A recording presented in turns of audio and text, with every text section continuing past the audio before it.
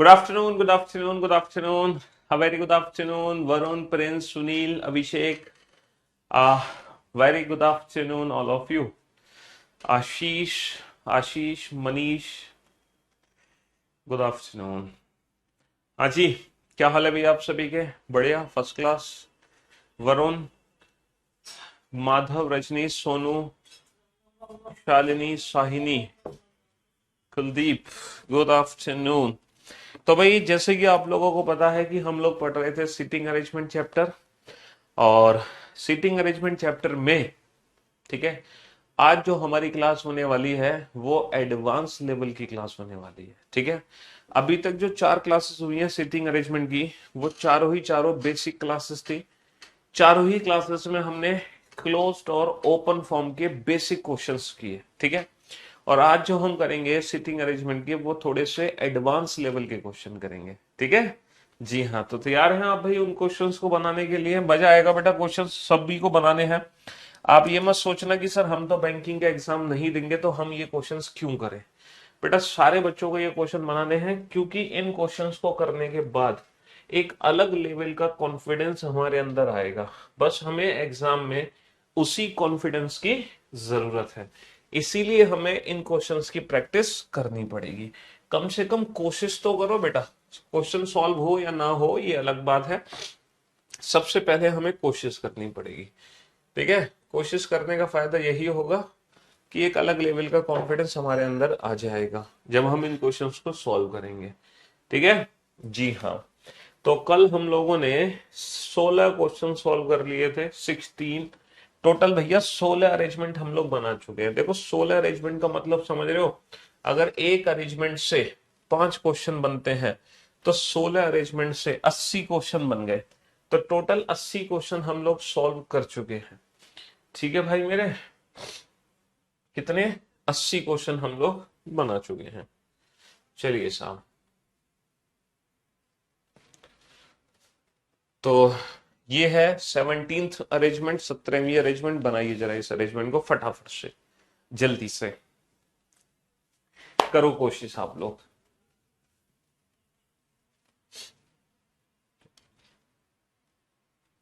अरे ये वाला क्वेश्चन तो हम कर चुके हैं, 17वां क्वेश्चन तो हो गया। 17वीं अरेंजमेंट तो हो चुकी है भाई, ये वाला क्वेश्चन तो हम करा चुके हैं। अरेंजमेंट होगी 18th। शिट, चलिए कोई बात नहीं।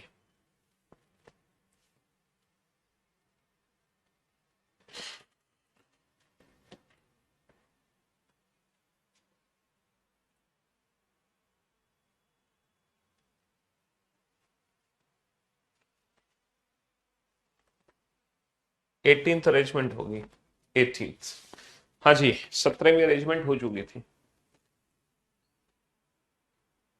बनाओ, इस क्वेश्चन को बनाओ,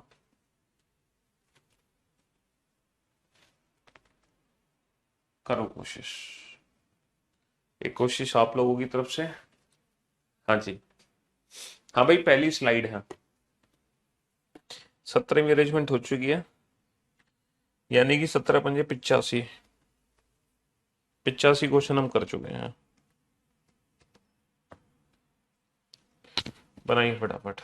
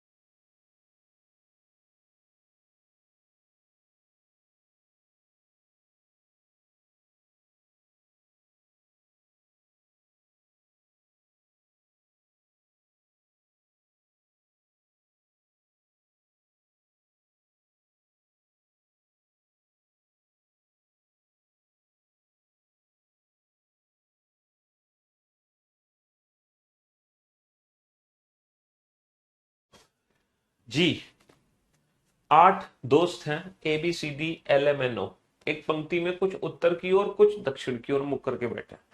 मतलब एक सिंगल रो वाला क्वेश्चन है जिसमें कुछ लोगों का फेस नॉर्थ में है और कुछ लोगों का फेस साउथ में। हमें ये नहीं पता किसका फेस नॉर्थ में है किसका साउथ में है। यदि एक महीने का 27वां दिन शुक्रवार है तो बेटा 27 तारीख को क्या है, शुक्रवार। तो उस महीने का चौथा दिन क्या होगा, तो मेरे भाई 4 तारीख को कौन सा दिन होगा। देखो 27 का फ्राइडे है तो 4 का क्या होगा, 27 और 4 में कितने दिनों का अंतर है सर, 27 और 4 में 23 दिनों का अंतर है। 23 दिन में कितने ऑड डेज बनते हैं, रिमाइंडर ऑफ 7 भैया, 7 या 21 कितना बचा, दो दो ऑड डेज बन गए। अब आप 27 से 4 तारीख पे जा रहे हो तो कैलेंडर में पीछे जा रहे हो, तो जो दो ऑड डेज हैं उसको माइनस का 2 कर दो। तो फ्राइडे माइनस का 2 क्या होगा, वेंसडे। भाई शुक्रवार में से 2 घटा दो तो गुरुवार और बुधवार, बुधवार आंसर आ गया। इसमें क्या दिक्कत है भाई, अगर ये बेसिक क्वेश्चन नहीं कर पाओगे तो कैसे काम चलेगा। क्यों भाई। चलिए, तो अब हम इस क्वेश्चन को बनाने की कोशिश करते हैं। जो थोड़ा बहुत समय मिला आप लोगों को, सिर्फ क्वेश्चन को पढ़ने और समझने का समय दिया गया था आप लोगों को, ताकि थोड़ा बहुत आपको क्वेश्चन समझ आ जाए लिखा क्या है। तो क्वेश्चन क्या है, 8 पर्सन है जो कि एक सिंगल रो में बैठे हैं, हमें नहीं पता किसका फेस नॉर्थ है किसका फेस साउथ है। सबसे पहला पॉइंट क्या है, फर्स्ट पॉइंट को बेटा कैच करो। सबसे पहला point, only only 3 person sit to the left of N. N के लेफ्ट में सिर्फ 3 व्यक्ति हैं। तो यहां पर हमें एन का फेस नहीं पता, तो हम यहां पे 2 पॉसिबिलिटी ले सकते हैं। भैया एन का फेस नॉर्थ में भी हो सकता है, एन का फेस नॉर्थ में भी हो सकता है और एन का फेस साउथ में भी हो सकता है। यहाँ पे 2 पॉसिबिलिटी हमने अलग अलग बना ली। और क्वेश्चन क्या है, एन के लेफ्ट में 3 पर्सन है, तो अगर एन का फेस नॉर्थ में है तो जो एन का लेफ्ट होगा वो हमारा लेफ्ट होगा। तो एन के लेफ्ट में 1 2 3, 3 व्यक्ति एन के लेफ्ट में बैठे हैं। तो अगर 3 व्यक्ति एन के लेफ्ट में बैठे हैं तो बेटा बाकी के लोग कहाँ होंगे सर, बाकी के लोग सारे राइट में होंगे। 1 2 3 4 5 6 7 8। अच्छा, एन का फेस अगर साउथ में है तो जो एन का लेफ्ट होगा वो हमारा राइट होगा। तो एन के लेफ्ट में 3 पर्सन है, तो बाकी के लोग कहाँ होंगे, बाकी के इस साइड होंगे। 4 तो ये हो गए, 5 6 7 8।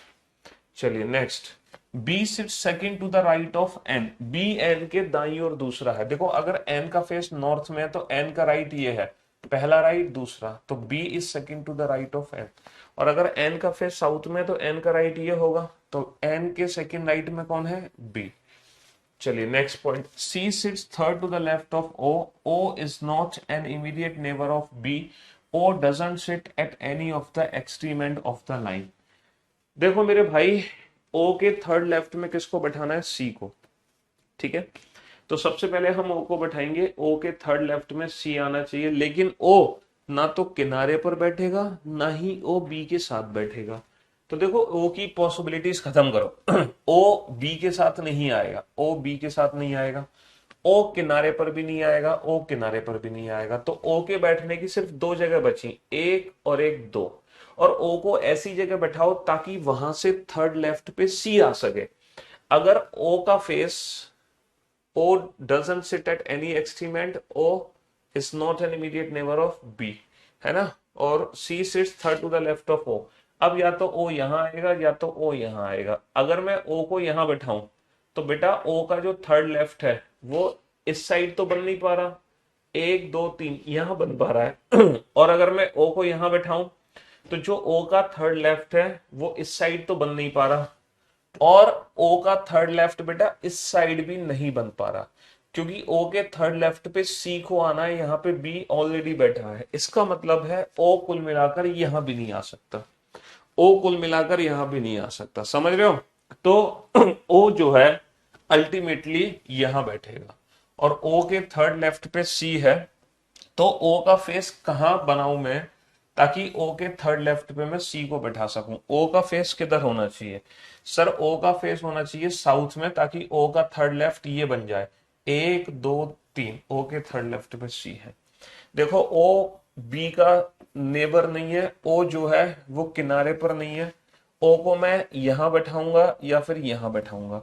अगर मैं ओ को यहां बैठाता हूं तो बेटा ओ का थर्ड लेफ्ट ना तो ये बन पाएगा और ना ही ओ के थर्ड लेफ्ट पे इस साइड सी आ पाएगा। इसका मतलब ओ यहां भी नहीं है, तो फाइनली ओ यहां आएगा।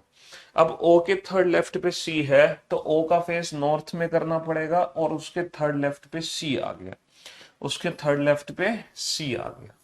चलिए साहब, next, C and O face same direction. देखो सी और ओ का फेस सेम डायरेक्शन में है, ओ का फेस साउथ में है तो सी का फेस भी साउथ में है, ओ का फेस नॉर्थ में है तो सी का फेस भी नॉर्थ में है।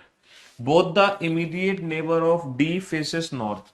बेटा जो डी के इमीडिएट नेबर है उन दोनों का फेस नॉर्थ में है, तो डी को मैं यहां नहीं बैठा सकता, डी को मैं यहां नहीं बैठा सकता, दोनों इमीडिएट नेबर का फेस नॉर्थ में नहीं है, डी को मैं यहां नहीं बैठा सकता, तो 100% डी यहां है, और डी के दोनों इमीडिएट नेबर का फेस नॉर्थ में है।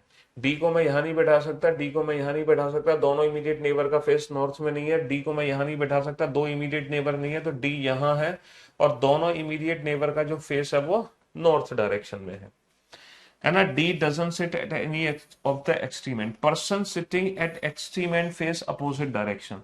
जो पर्सन किनारे पर बैठे हैं उनका मुख एक दूसरे के विपरीत है, एक का फेस नॉर्थ में है तो दूसरे का फेस साउथ में होगा, एक का फेस अगर नॉर्थ में है तो दूसरे का फेस साउथ में होगा। अभी तक हमारी दोनों ही अरेंजमेंट एकदम परफेक्ट है, कोई भी अरेंजमेंट गलत नहीं है। Both the immediate neighbours of N face same direction. N के जो इमीडिएट नेबर है उनका फेस एक ही डायरेक्शन में, इसका भी साउथ इसका भी साउथ।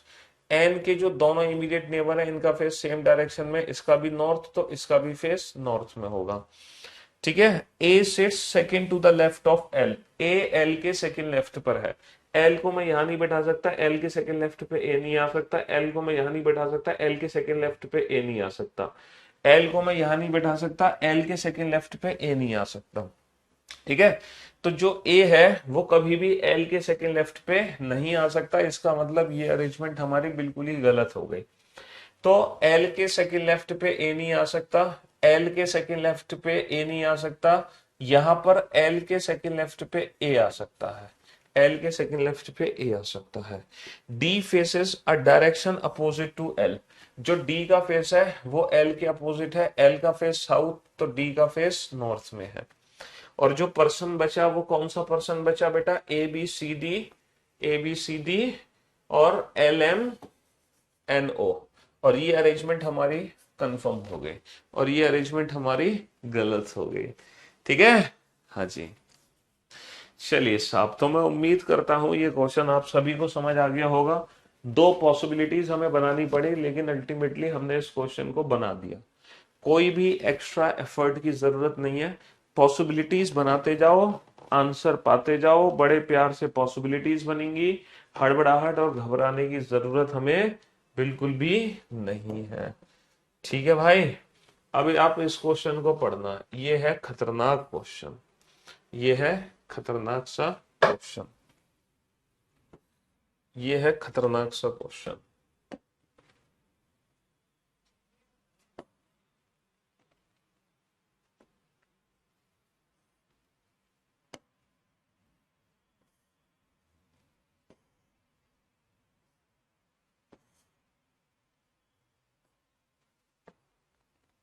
ये है खतरनाक सा क्वेश्चन।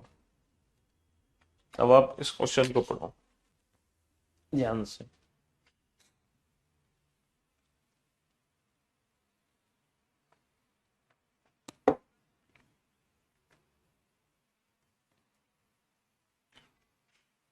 कोशिश करो बेटा, आप लोगों को एक छोटी सी कोशिश करनी है। कम से कम आप क्वेश्चन नहीं बना पा रहे हो तो क्वेश्चन को पढ़कर उसकी लैंग्वेज को समझने की कोशिश करो, क्योंकि इतने बड़े बड़े क्वेश्चन को पढ़ने की आदत डालो। समझ रहे हो? आदत डालोगे तभी काम चलेगा बेटा, आदत नहीं डालोगे तो काम नहीं चल पाएगा। तो एटलीस्ट इस लैंग्वेज को पढ़कर समझने की कोशिश करो कि ये लैंग्वेज क्या है, क्या नहीं है, इसका मीनिंग क्या है।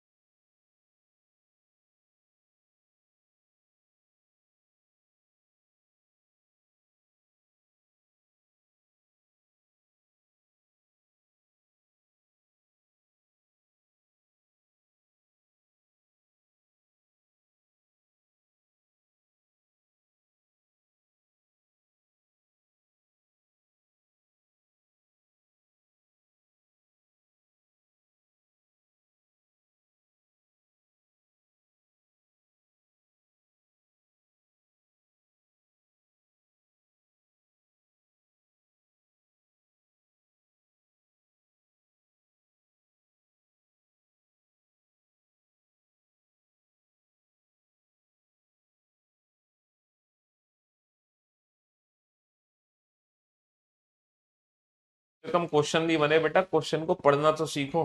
क्वेश्चन कहना क्या चाह रहा है, लैंग्वेज पढ़ो सिर्फ। क्वेश्चन नहीं बना पा रहे हो वो बात अलग है, ठीक है। आप क्वेश्चन को पढ़ना सीखो, लैंग्वेज को पढ़ना सीखो, बड़े बड़े क्वेश्चन पढ़ने की आदत डालो एग्जाम में।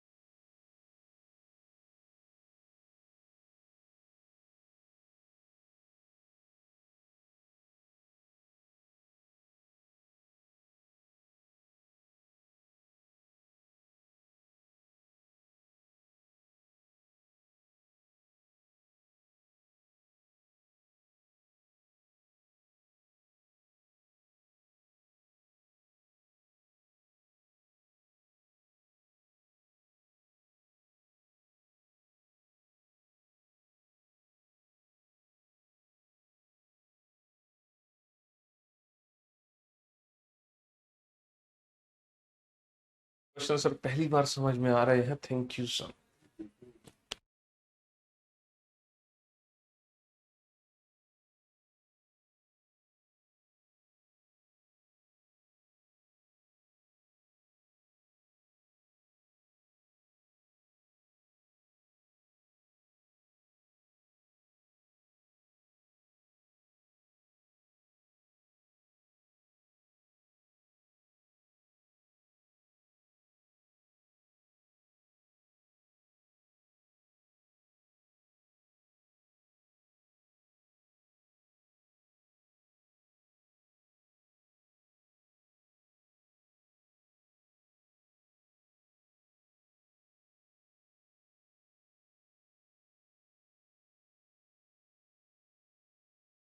साहब, तो अब हम इस क्वेश्चन को बनाने की कोशिश करते हैं। जितना भी टाइम आपको मिला वो काफी है आप लोगों के लिए।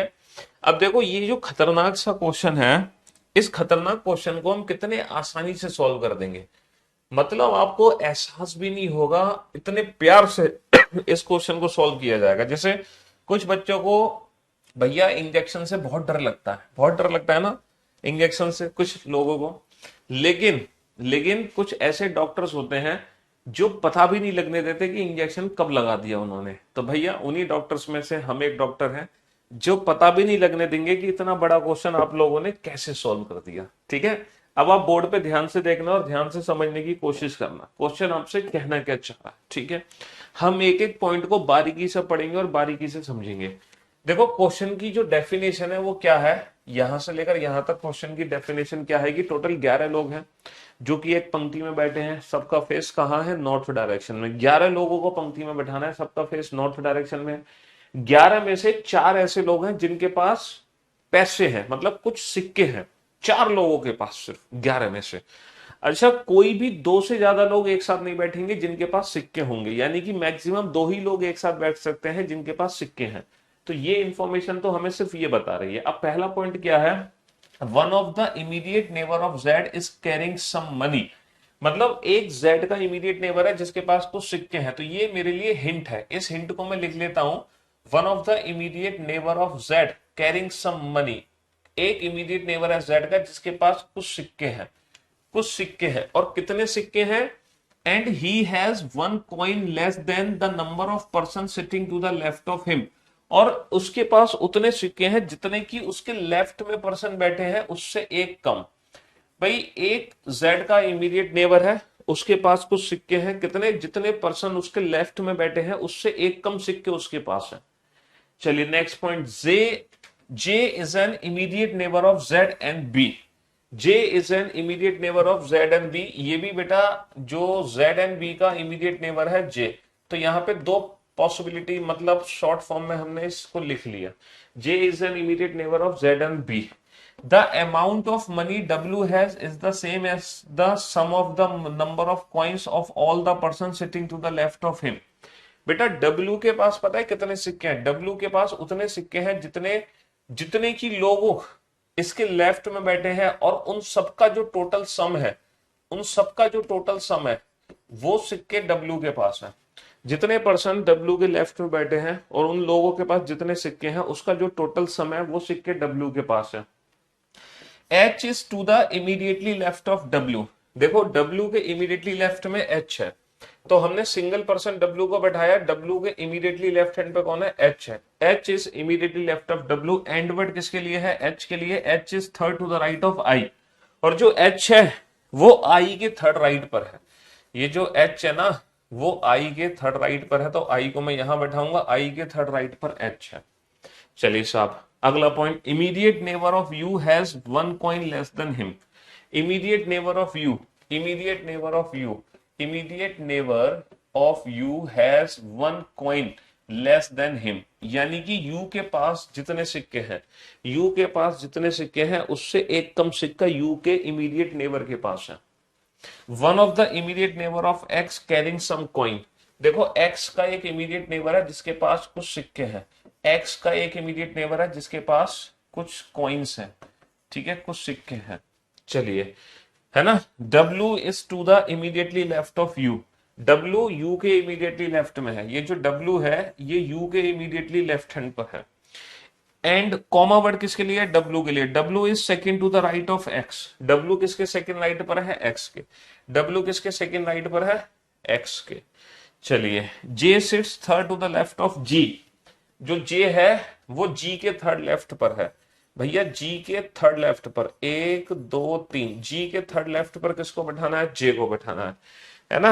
Z is second to the right of V। Z V के सेकंड राइट पर है, जो Z है वो V के सेकंड राइट पर है। V के सेकंड राइट पर कौन है, V के सेकंड राइट पर कौन है, V के सेकंड राइट पर, V के सेकंड राइट पर Z है। हु वर्ड किसके लिए, V के लिए। V is at of the end. Okay, जो V है, सॉरी, जो Z है वो V के सेकंड राइट पर है। V के सेकंड राइट पर कौन है, Z है ना। Z is second to the right of V। V के दाईं ओर दूसरा Z है। And who is at end, जो V है वो एक किनारे पर है। अगर V किनारे पर है इसका मतलब बाकी के पर्सन सब इस साइड बैठेंगे। एक दो तीन चार पांच छ सात आठ नौ 10 11, ये हो गए टोटल 11 लोग। ठीक है बाबू, अब देखो इस पॉइंट को पढ़ो जरा। Z और B के बीच में, Z और B के बीच में J है। अब अगर ये Z है तो बेटा मैं B को यहां नहीं बैठा सकता, तो 100% मुझे B को यहां बैठाना पड़ेगा, और इन दोनों के बीच में कौन है, J। अब बेटा इस वाले हिंट को पढ़ो, J के थर्ड राइट पे G है, J का थर्ड राइट, एक दो तीन, ये G है।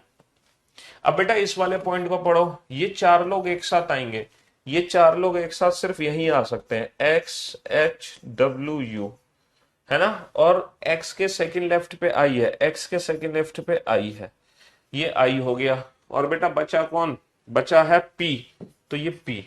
तो हमारी सिटिंग अरेंजमेंट कंप्लीट हो गई। तो बाबू सिटिंग अरेंजमेंट तो आप लोगों ने कंप्लीट कर ली होगी, सिटिंग अरेंजमेंट में तो कोई दिक्कत नहीं है।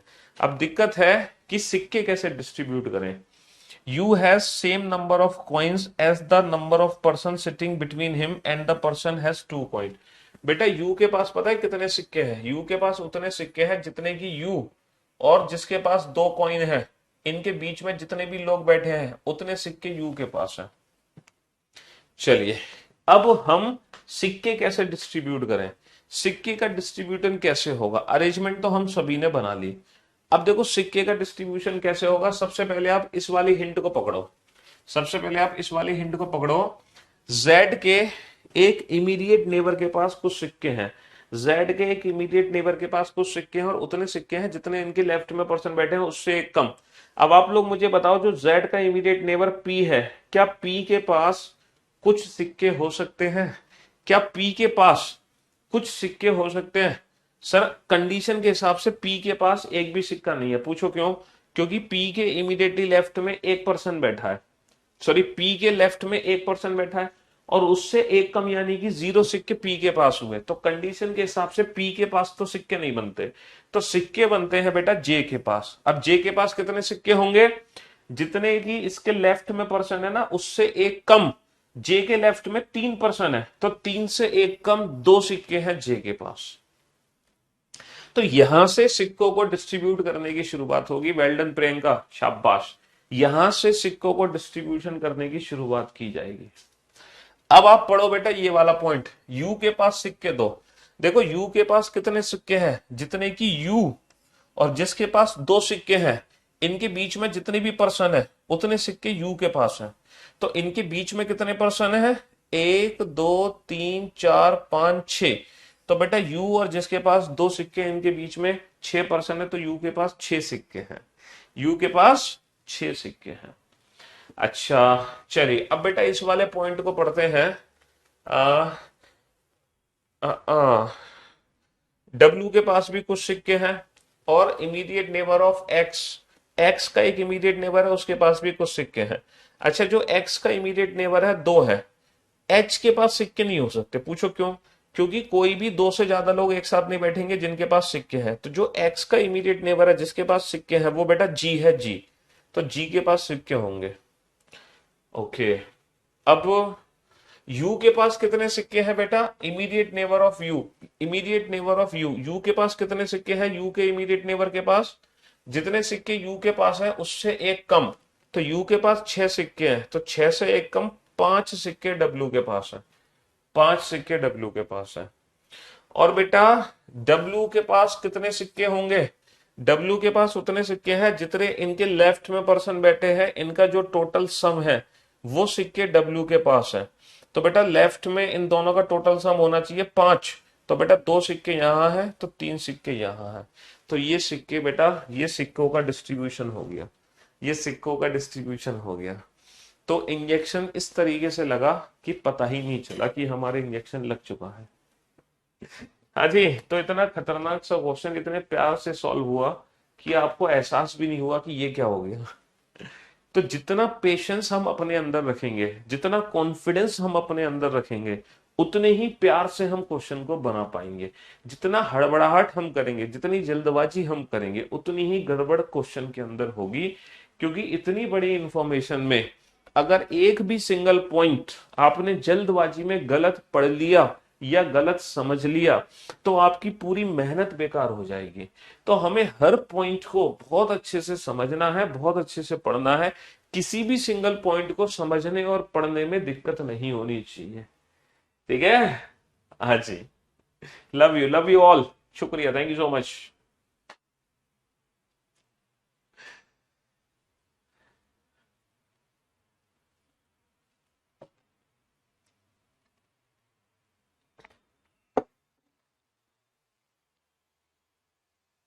एक और क्वेश्चन बना लो बेटा, इतनी जल्दी पेट मत भरो इन क्वेश्चन से। हाँ। चलिए।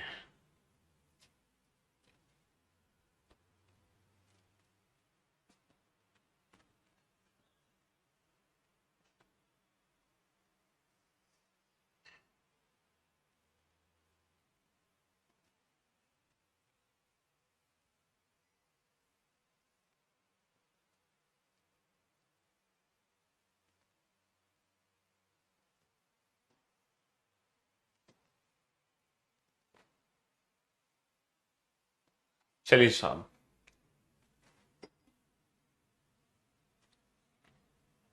करो कोशिश।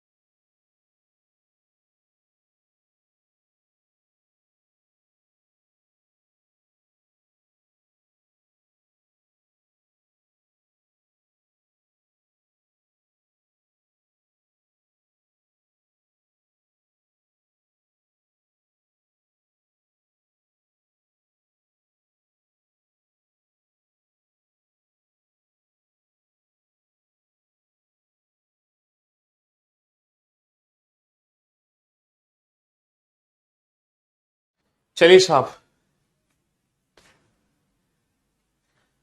तो ये भी एक बहुत बड़ा सा क्वेश्चन है, देखते हैं इस क्वेश्चन को बनाने की कोशिश करते हैं। 8 फ्रेंड्स हैं, ठीक है, हाँ जी, 8 दोस्त हैं, ABCDEFGH, और सबका फेस नॉर्थ में है, और सब अपना बर्थडे एक एक महीने में सेलिब्रेट करते हैं। टोटल 8 महीने हमें दे रखे हैं, हर महीने में किसी न किसी व्यक्ति का बर्थडे सेलिब्रेट हमें करना है, हैप्पी बर्थडे टू टू करना है उसका, ठीक है। चलिए साहब, तो अब हम इनको इनका बर्थडे सेलिब्रेट करवाएंगे। तो पहला पॉइंट क्या है, A sits third to the right of D. A D के दाईं ओर तीसरा है, A sits third to the right of D. तो डी को हम बैठा सकते हैं सिंगल पर्सन को, और ए इसके थर्ड राइट में है, 1 2 3, A sits third to the right of G. Only one person sit between A and the one whose birthday in the month which has 30 days. अब आप ये देखो, जो दिए गए महीने हैं उनमें से 30 दिन के महीने कौन कौन से हैं। सर जनवरी 30 का नहीं है, फरवरी 30 का नहीं है, मार्च 30 का नहीं है, अप्रैल 30 का है, मई 30 का नहीं है, जून 30 का है, जुलाई अगस्त 30 का नहीं है। तो ये कहना चाह रहे हैं कि ए और जिसका बर्थडे 30 दिन के महीने हैं उनके बीच में एक व्यक्ति है, 30 में या तो जून है या फिर अप्रैल है। अप्रैल और जून 2 महीने हमारे पास है, तो ये हिंट है, हमने साइड में लिख ली। H sits third to the left of the one whose birthday in April। अप्रैल के थर्ड लेफ्ट में H है, तो बेटा ये भी हिंट है हमारे लिए। H sits third to the left of April, हमें नहीं पता अभी अप्रैल कहां पर है, ठीक है। B sits third to the left of the one whose birthday in June। जून के थर्ड लेफ्ट में है ना, B sits third to the left of June, ये भी हिंट है हमारे लिए, ये भी हमने साइड में लिख ली। More than 2 person sit between D and G, G sits left of D। देखो जो G है ना वो D के लेफ्ट में है, और मोर than 2 person sit between G and D, तो बेटा 2 से ज्यादा लोग सिर्फ और सिर्फ 3 लोग ही बैठ सकते हैं। पूछो क्यों? क्योंकि टोटल 8 लोग ही हैं, 1 2 3 4 5 6 7 8। तो G और D के बीच में 3 से ज्यादा लोग हम बैठा ही नहीं सकते, तो 2 से ज्यादा लोग 3 ही बैठ सकते हैं। H and B are not immediate neighbour of D। देखो H और B में से कोई भी D के साथ नहीं आएगा, H और B में से कोई भी D के साथ नहीं आएगा। H and B are not immediate neighbour of D, ठीक है साहब, हाँ जी। F's birthday in the month which has less than 30 days. इसका मतलब जो F है उसका जो बर्थडे है वो फेब में है, क्योंकि less than 30 days February. F is not immediate neighbour of D। F जो है वो D का इमीडिएट नेबर नहीं है। The one whose birthday in January sits third to the left of the one whose birthday in April. April के third left में कौन है? जनवरी। अप्रैल के थर्ड लेफ्ट में कौन है? जनवरी। तो अप्रैल के थर्ड लेफ्ट में कौन है? H। तो H का जो बर्थडे है वो जनवरी में है, H का बर्थडे जनवरी में है। The one whose birthday in March sits second to the right of the one whose birthday in January. जनवरी के सेकंड राइट में मार्च है, तो भैया मेरे ख्याल से यहाँ पे अब हमें अप्रैल को बैठा लेना चाहिए, क्योंकि बहुत सारी इंफॉर्मेशन लिंक हो रही है। देखो ये कह रहे हैं कि ए और जिसका बर्थडे 30, यानी कि जून अप्रैल के बीच में 1 का गैप है, तो या तो ये जून है या ये अप्रैल है। तो हम एक काम करते हैं, दोनों ही पॉसिबिलिटीज बना लेते हैं। 1 2 3 4 5 6 7 8, ए और ये डी। एक बार मैं इसको लेता हूं जून, और एक बार मैं इसको लेता हूं अप्रैल। अप्रैल के थर्ड लेफ्ट में कौन है? H। तो 1 2 3 ये हो गया H, और जून के थर्ड लेफ्ट में कौन है? B। 1 2 3 ये हो गया भाई साहब B। यहाँ पे G को भी बैठाओ, ठीक है। चलिए साहब, ओके। और जो H है उसका बर्थडे जनवरी में है ना? हाँ जी। अप्रैल के थर्ड लेफ्ट में कौन है? अप्रैल के थर्ड लेफ्ट में H है। तो यहां पर मैं अगर अप्रैल को बैठाऊं तो बेटा अप्रैल के थर्ड लेफ्ट में H है, ये अप्रैल नहीं हो सकता क्योंकि इसके थर्ड लेफ्ट में H यहाँ नहीं आएगा। ये अप्रैल नहीं हो सकता, इसके थर्ड लेफ्ट में H यहाँ नहीं आएगा क्योंकि जो H है वो D का इमीडिएट नेबर नहीं है। ये अप्रैल नहीं हो सकता, ये अप्रैल हो सकता है, इसके थर्ड लेफ्ट में H आ जाएगा, है ना, इसके थर्ड लेफ्ट में H आ जाएगा। और इसके थर्ड लेफ्ट में H, ये अप्रैल नहीं हो सकता क्योंकि इसके थर्ड लेफ्ट में एच नहीं आ सकता। ये अप्रैल हो नहीं सकता, ये अप्रैल हो नहीं सकता, ये अप्रैल हो नहीं सकता, तो यही अप्रैल है। और इसके थर्ड लेफ्ट में 1 2 3 ये हो गया एच। अब यहां पर जून को बैठाओ बेटा, ये जून नहीं हो सकता, इसके थर्ड लेफ्ट में बी नहीं आ सकता, ये जून नहीं हो सकता, इसके थर्ड लेफ्ट में बी नहीं आ सकता क्योंकि बी डी का इमीडिएट नेबर नहीं है। ये जून हो नहीं सकता, ये जून हो नहीं सकता, इसके थर्ड लेफ्ट में बी नहीं आएगा, ये जून होगा नहीं, ये जून होगा नहीं, ये नहीं होगा, तो यही जून है। और इसके थर्ड लेफ्ट में बी है, 1 2 3 ये हो गया बी। तो ये वाली हिंट भी कंप्लीट हो गई, ये वाली हिंट भी कंप्लीट हो गई, ये वाली हिंट भी कंप्लीट हो गई, ये वाली हिंट भी कंप्लीट हो गई। ठीक है। और जो एफ है वो इमीडिएट नेबर ऑफ डी नहीं है, तो एफ डी का इमीडिएट नेबर नहीं है, तो ये एफ है और ये मंथ हो गया फेब। ठीक है, एफ डी का इमीडिएट नेबर नहीं है, तो ये एफ है और ये मंथ हो गया फेब। ये वाली हिंट भी हमने कंप्लीट कर ली। अभी तक हमारी दोनों ही पॉसिबिलिटीज एकदम परफेक्ट है, कोई भी पॉसिबिलिटी गलत नहीं है। द वन हुज बर्थडे, अच्छा March, the one whose birthday in March sit second to the right of January, जनवरी के सेकंड राइट में मार्च है, एच जनवरी है, जनवरी का सेकंड राइट 1 2, तो ये मार्च हो गया। ठीक है, जनवरी का सेकंड राइट 1 2 और ये मार्च नहीं हो सकता, इसका मतलब ये संभावना गलत हो गई। ठीक है, the one whose birthday in July sit second to the right of C, C के सेकंड राइट में जुलाई है, ये सी नहीं हो सकता क्योंकि सी के सेकंड राइट में जुलाई नहीं आ सकता, तो ये सी है, सी के सेकंड राइट में कौन है, सी के सेकंड राइट में जुलाई है।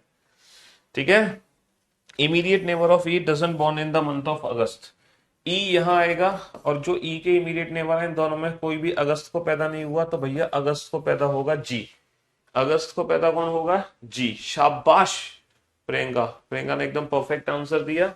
और जो बी होगा बेटा वो मई में पैदा होगा, कौन सा महीना बचा, मई, और ये अरेंजमेंट हमारी परफेक्ट हो गई, और ये अरेंजमेंट हमारी एकदम परफेक्ट हो गई, एकदम परफेक्ट।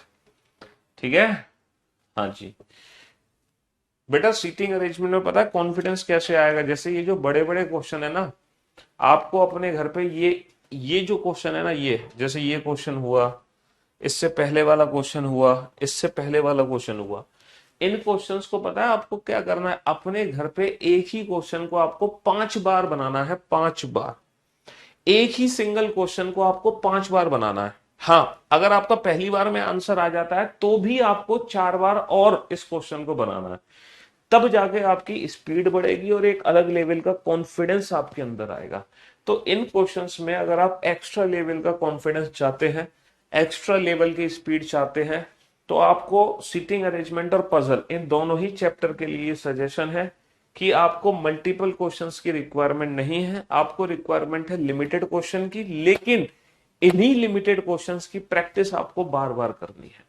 जैसे कि ये क्वेश्चन है, आप यही क्वेश्चन अपने घर पे 5 बार बनाना, पहली बार बनाओगे तो हो सकता है 15 मिनट लगेंगे, दूसरी बार बनाओगे हो सकता है 12 मिनट लगेंगे, तीसरी बार बनाओगे हो सकता है आपको 10 मिनट लगेंगे, चौथी बार बनाओगे इसी सेम क्वेश्चन को हो सकता है आपको 9 मिनट लगे, लेकिन 5वीं बार में मैं एक गारंटी ले रहा हूं आप इस क्वेश्चन को 2 से 3 मिनट में बना दोगे। तो बस यही आपको सिंगल क्वेश्चन की बार बार प्रैक्टिस करनी है, इससे एक अलग लेवल का कॉन्फिडेंस हमारे अंदर आ जाएगा। तो भैया शादियों का सीजन चल रहा है आप जानते हैं, है ना, जी हाँ।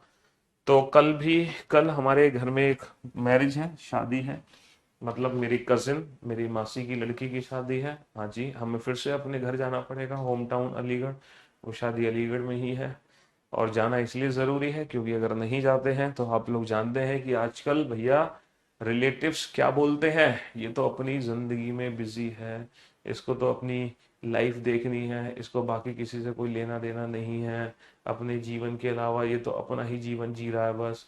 तो इस चक्कर में हमें क्या करना है, शादी अटेंड करनी पड़ेगी कल, और कल अगर हम शादी अटेंड करेंगे तो आज हमारी क्लास जो अब होगी सीधा कब होगी, सीधा परसों को होगी। ठीक है, चलिए शुक्रिया, thank you so much, thanks a lot, goodbye, love you all, take care, धन्यवाद, टाटा बाय बाय। सभी बच्चे अपना ध्यान रखें, प्रैक्टिस करें, मेहनत करें, जोरों शोरों से तैयारी करें। शुक्रिया आप सभी का।